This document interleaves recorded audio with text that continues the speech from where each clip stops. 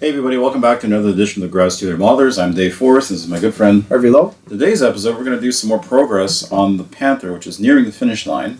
And in particular we're going to focus on tracks. So when we first looked at this, I brought out a couple of 3D printed tracks and then decided not to use them and go with some Fruel tracks, traditional Fruel tracks. So what I've done is, and I guess let me go back. So the reason why I decided to change was because I found that trying to get the 3D tracks around the running gear, I broke a few of the they're brittle. They're brittle. They're a little bit brittle. Yeah, they're brittle. Just because everything's glued in place and I can't, particularly around the drive sprocket and the fender. Like I just And then I, as I thought about it, I said, "Hey, this suspension is really sturdy because of the way it's made. It's all like the road wheels are linked, and I said this would be a perfect candidate for using heavier metal tracks, which I had some in the stash. So I said, well, why not use those, and then save the 3D printed for another kit, maybe on the Dragon Panther or whatever. Yeah. So I'll walk you kind of through what I've done to get to this stage. So I've got one set that's finished. And it's kind of hard to tell in this light. So this track is more or less finished. So I'll kind of put it on the side. And I went for, I didn't want a lot of mud cake because there's not a lot of mud. Yeah. So you got to kind of make it somewhat match what's happening with the road gear and the suspension and all that stuff. So I didn't want a lot of mud in there. So I really basically stuck to oils. And liquid pigments, which I have here from AK. So these are just basically pigments that you slop on and you can thin down with thinner. And then if I did want texture in some of it, I just use a little bit of... Tiny bit? Yeah, just a tiny bit of pigment. Pigment, not paste, not the paste. Not the paste, so I stayed away from the paste because that's too thick. So I just use a little bit of pigment, and I match the color of the pigment to match the palette. So I have a bunch. So in this particular case, I'm using Europe Earth from Make, which I've had for years. By the way, I did exactly the same thing on my half track that I'm working on right now, and we were talking before the show that I didn't want a muddy appearance because if I mud is. It's right in your face. It's very, very dominant, and you got to be very careful with mud. So mine's Italy summer like that. Let's leave it dusty, dry, but it's exactly the same thing. Yeah, that makes sense. I mean, it depends what the subject and where it's where it's been and the story you're trying to tell with it and all of that. So what I did is I started off. So I assembled the tracks, which. Is that's probably the worst part of this process is assembling these tracks with a wire and whatnot. And I find I have to straighten the wire out because it's kind of curved. And if I don't straighten it out, like the tracks get a bit of a bend to them, right? They have a bit of they'll cup a bit. So I straighten them out just by rolling it on the mat with either a ruler or like a sanding pad, and then assemble them all. And once they're all assembled, and I always leave a little bit sticking out of the end. So, because they give you more wire in the packet, in the Fruel package than you need. So I leave a little bit sticking out, and then once everything's in place, I glue them with thin super glue. Right? Just to kind of run it in. Now that doesn't always stick, and you'll probably see throughout the course of the show today that somebody's, like even before as I was picking it out of the container I brought it in, that one of the things fell out, or one of the links fell out, so I had to put them back in. So you don't use the .19 brass rod for this that you could buy separately? No. Because it's hard to get, I find that way. Well, it's hard to cut too. It is hard to cut. It's a little harder to cut. Right? So this stuff is a little bit easier to work with. And it comes it comes with the kit and all that. And then I run it through your typical blackening process. Like I just which I hate. Really? Why? Well, because it doesn't. For me, it doesn't fully blacken it. Well, no, because it like in the Panther tracks, like there's all these little. It doesn't get, no matter how much I shake the container or brush it in. Silver. Yeah, like it just doesn't. It doesn't hit those areas. It's true. So you got to go over it with paint anyways. Yes. It's very true. And then you're paying, I don't know how much, like $10, $15 per bottle of black in it. I've tried all of them too. They're all the same. They're all the same. And you can only use them once because of the chemical reaction. Right. But it just after a while, it just doesn't react anymore. That's right? true. Because it's all. That's true. So you can't. So you get maybe one or two or three. If you're really good, maybe 3 sets of tracks out of a bottle.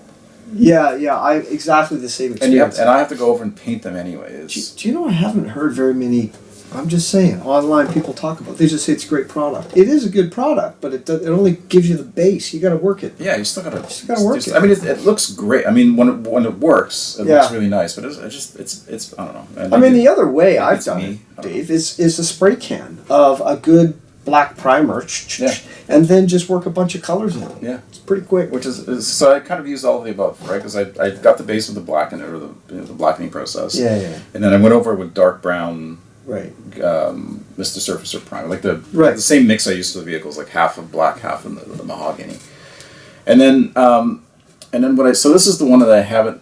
So I've blackened it, I've painted it, I fixed it, and then what I do is I just get some rust tones on some oil paints and then leach out the linseed oil so it's not as glossy, and then I use them and I just flick various rust tones on, which you can see here again. The light's kind of obscuring it, but just to give it some tonal variety on each, and then that is your basic palette for doing the mud and dust. And which is where we'll pick it up for today's show. Or today's have you ever tried modular? So one of the things I did, and I still do, is you take some very bright colors, bright greens, yellows, oranges, reds, and you stipple it on. It looks like crap, and then you tone it down with a dark brown until you can barely see them, and it gives you that. I haven't on the tracks. Yep. I haven't tried that. Yep. Is that? It works. Does it? Yep. And you're intentionally using bright colors to vary the tone of each of the tracks. Yeah, like you're just splotching them on there. You're not even going by track. Right. It's pretty quick. And then by the time you look at it, it almost looks as though you're modulating an aircraft wing, right? You can see some variation under all that. Yeah, and I tried to do that with some, just by putting like here in this one, like there's more pigment. Yeah. In there, right? Yeah. And the other nice thing, I mean, once they're together, they're nice and they're sturdy, and you can't beat the sag. Yeah, that's true. Right, like the other metal track, you can't beat the sag. Yeah. And then some modelers will sand like here, like you have these cleats on the each of them, so you can sand them down to show wear and tear. But I just find doing that, it's really bright. It is bright. I prefer like a pencil lead or something. Yeah. So what I do is I just go over it. Yeah. Right, like this. Yeah, perfect. And it's enough. What kind of pencil is that? It's it's just a artist pencil. Oh, artist, yes. Yeah. It's Prismacolor or something. 9B. Oh, a regular pencil. Yeah, that works. I prefer that. Right, I just subtle. Yeah, it's more subtle. It's like because otherwise it's just too glaring. Yeah, it's too glaring. Yep. But that's me. And I guess it's hard to me too. Okay. So we'll get to kind of weathering this. We'll do the overhead shot so you can get a better look at it, and we'll pick it up shortly. Okay. So we've got the so I'll just pardon me. I'll just keep the finished track here for comparison.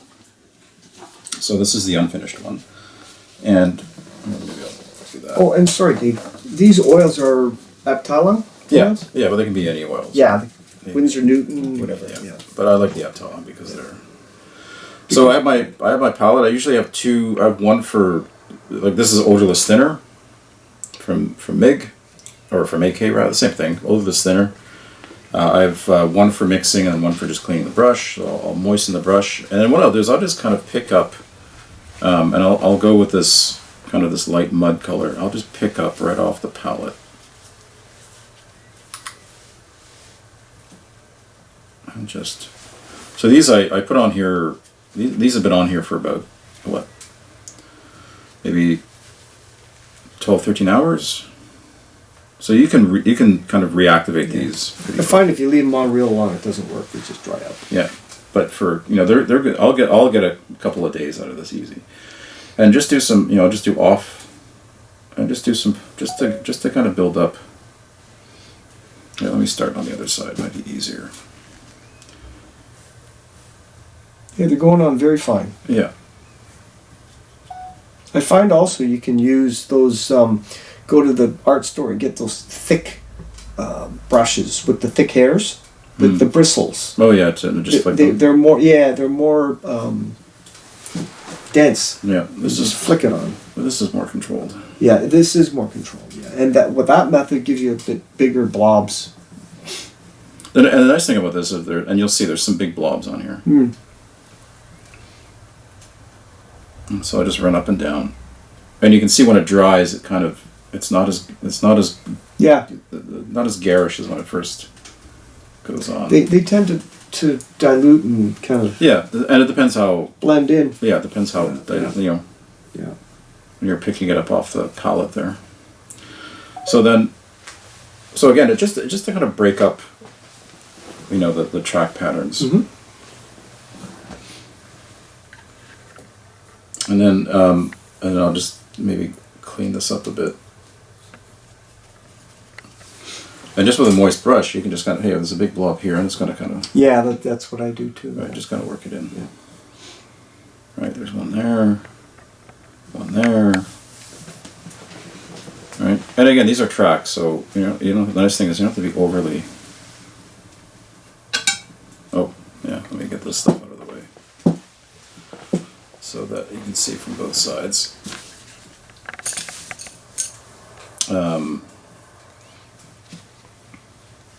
Yeah, so let's flip it over. Let's do this continue doing the same thing on the other side. Now, would you do more off camera, or is that enough? You'd take your time and do more, right? No, that's enough. Really? This is pretty quick, yeah. Wow. That's all you need then. That's all you need. And this is, it's just like, this is kind of my go-to for tracks. Now, these are all metal, right? So these are easy to do, but if you're doing like allied tanks where you have like rubber pads... Right. You'd have to... Yeah, you have to work that in. But then, if you did it on rubber, you just take the thinner here. Yeah, just rub it off. Rub it off. Yeah. We talked about this before. Your eye tells you what's right. Yeah. And you have to hone that through a lot of work. Yeah, it's practice. It's practice, yeah. That's what separates your work, right? That's enough. That's not a work. You get a feel for it after a while. I need more. And this is a quick little doesn't take forever. All right. I think I might try that on my half track. Just to tiny little specks. Yeah. Now there's going to be more attention paid to this side because there's more crevices and whatnot. And the wheels are rolling on the inside. Yeah, exactly. So this is going to get more attention. And that is a light mud color? Yeah, so this is light mud here, and then this lighter one here is dust, I think, if I remember correctly. And you do that too? Yeah, but any colors. Yeah. You don't have to get too so is your rust already in there? I've already done the rust. Got it. Yeah. And are those speckles too? Yeah. Okay. All speckles. They're all speckles like this? Yeah. Okay. Up to this point, everything is speckles. So I'm going to go with a slightly lighter color. Pick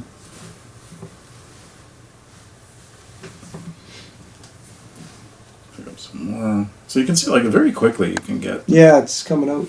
Right. That's just a plain toothpick? Yeah. Well, this is a brass toothpick. Brass? Yeah. But you can use anything. Where'd you get a brass toothpick? I got the... Really? Yeah, I got them in Sunward. I'd never heard of them. Yeah. Huh. Oops. See, that I blobbed on a bit much there, so... Yeah, see? Look at that. That's very amateurish. You're distracting me. Well, it's very amateur. You're going to lose. I'm going to lose. You're going to lose at a contest. Look at that blob. Dirt didn't look like that. He was disqualified due to blob. That's what the criticist will say. That doesn't look like that. That's right. I'm going to fix that. So again, the nice thing about this is you can go back and fix these. Right? But it's going to get, again, with everything else it's going to get. So let's go back to the other side. So let's apply the lighter color on the other side. Real quick. Again, we'll start off with some big blobs there. We'll go. So really, it's almost like a wash, right? That you're splattering on. Kind of. Yeah? Not really. A wash. Well, yeah. The consistency. Yes. The consistency. Yes. I'm sorry. Yeah, I meant the consistency. Yeah. I misunderstood. Yes, you're right. You're right. I'm always right. Well, not always, but most of the time. Right? Yeah. How's that? So again, just fix fix the. Can you just stippling blend them in? Yeah, it's nice. Less is best, man. That's what I always say. Yeah. We were talking about mud earlier. I find if you use mud, I tend to wipe away a lot of it, so that you can still see the surface. Yeah, I mean, and they're nice tracks, so you don't want to. Yeah. cover everything. Mud is, I think, difficult to do it properly. Yeah. So now let's go with the liquid pigment. So these are the same color. So I've got these 8K products. So there's 8K. So they're light dust deposit, and this is brown earth deposits. So they're just kind of two tone, which match the. Yeah. Yeah. You know. I find I take my time and select the right color before I just pick any brown, because sometimes it doesn't look right. Correct. With your Yeah. scheme. Exactly. So I'll just pick some up and just put them. So this is the lighter color. And then I'll take a bit of the darker color.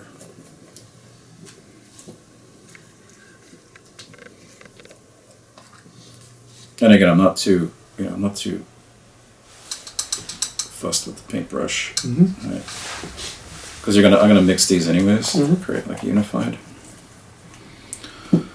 And then I'll do the same. I'll start off by doing the same type of thing. Well, I'll just speckle, right?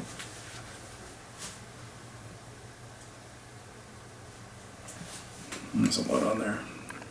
So again, you can always practice off. That's smart. I kind of like that little pattern right there. Yeah, I should have saved that. Yeah, I like that pattern. Yeah, this is a little more dense. Yeah. I didn't mean your intellect. I meant the paint. Well, that too. And I'm just gonna again just to kind of create some more interest. That's pretty good. And you're not going to use mud. Just this. Just this, and maybe I'll throw, like I said, I'll throw in some pigment. Sure. That's pretty. Yeah, it's pretty. I think that's good. This is a quick and dirty way of Yeah. getting your tracks going. And you can see. I don't know if you can see, but you can see some of the pins are already kind of sticking out. So I'll have to glue those back in or hammer those back in. So, is Fruels back in business? I heard that. Yeah, I heard they were. Somebody bought them, and I guess is rekindling it. All I can say is I love their tracks, but I didn't like their tracks for the Grant and Lee. They were horrible, too thick. No. Yeah. Oh, horrible. But yeah, I've used other ones and they're nice. Yeah, I find like for the larger vehicles, they're pretty good. Smaller vehicles, they can be really fussy. They are. I did my L40 Italian. Oh my God, they were finicky. Yeah. Very finicky. And then here, there's a bit of this. I'll just kind of put that in. That's actually nice when you smooth it out. Yeah. Kinda. So if I look at the finished one, I mean, it looks. Yeah. Right. It looks we're there. So we're there on this side. So what I might do is, because of where the road wheels sit, I might. Yeah. Again, I don't know that I would sand down. I wouldn't. Right, because it's too bright. The underlying metal is just too bright. So I just might use this. Yeah. Right. Yeah. And I'll do it on this one here, where I might just, create. So the other thing I do, yeah, you could do that. I find I can also do it on sandpaper. Yeah. And take a stiff Q-tip and brush that along too. Yeah, so I'll probably and then all I'll do is I'll take a pad or like a Q-tip, like you said, a Q-tip, and just kind of work that in. Work it in, even with your fingers. Or even well, it's kind of hard to get in there with the fingers. Yeah, but I mean the tops of the dragon, what do you call it, the guide horns. And then what I'll do is I'll just pick some of this up and just kind of randomly deposit there. Yeah, so get a little thicker, blah blah blah. Yeah, and just maybe and just create some random. And that's really That's it. And if you don't like something, like just I don't like what I did there. I'm just gonna clean it up. Yep. Right. But it's kind of hard to make a mistake on this, other than doing too much. You know what I mean? Yeah, I prefer to tend on lighter side of weathering myself. But I know some tanks on the Eastern Front had just a crap load of mud. And don't forget, like when this, like it looks, I don't know if you can see it, but it looks kind of, there's a lot on there now. But when this dries, a lot of this will disappear. You're not going to see a lot of this. So I just got to put that on.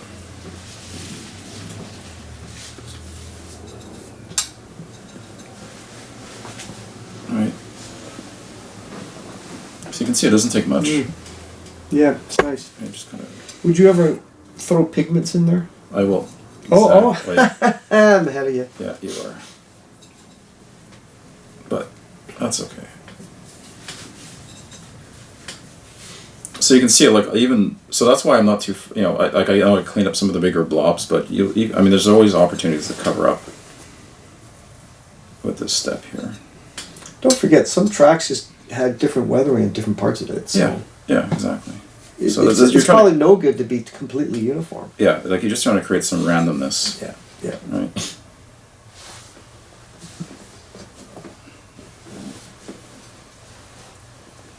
So I find these liquid pigments are quite, you know, for applications like this, they're just quick and easy.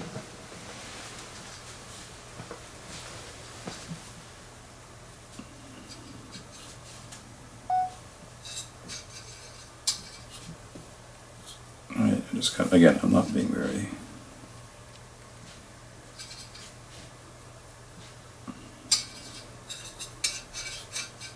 I think it's more of a ball. We're okay.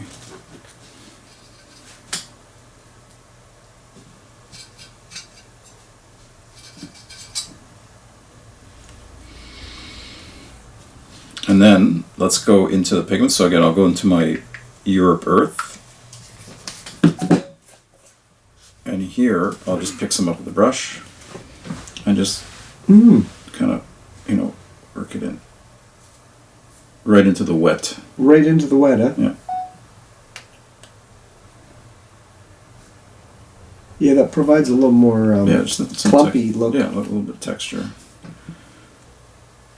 That's pretty good. And this will, like with the, like if you do it wet with the liquid, like the fixative in the liquid pigments will help set this. But then you can always go over it with like a separate fixer. Like you can use like I still have this little dropper of X20A. Right. To use that, the Tamiya's X28 for as a fixer, that works as a great fixer. I like that. And then you have binders, like you can use this matte binder from VMS, which works well as well. Yeah, one of my go-tos is the Tamiya. Yeah, I like the Tamiya. It's simple. I like the Tamiya acrylic, but use acrylic, not the orange cap or the. Use the white cap, not the blue cap and not the orange cap. Not the blue cap. Not use the white cap. Thinner. Not the pink cap. No. I use the pink cap. The pink cap's bad.